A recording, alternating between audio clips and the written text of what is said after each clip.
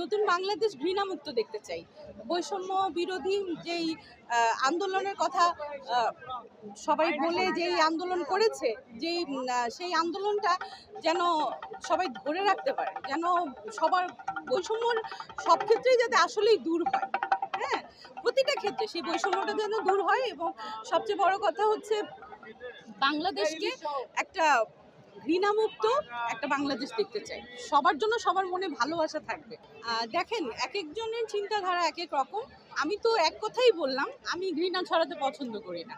আমার আমার যে শত্রু, তাকেও আমি কিছুক্ষণ পরে আবার তার সাথে মিলে যাই, মানে মনটা নরম হয়ে যায়। মনে হয় তাকে আবার সুযোগ দেওয়া উচিত, তাকে আবার ভালোবেসে কাছে টানা উচিত। এরকমই করি আমি পার্সোনালি, আমি মানুষটা এরকম।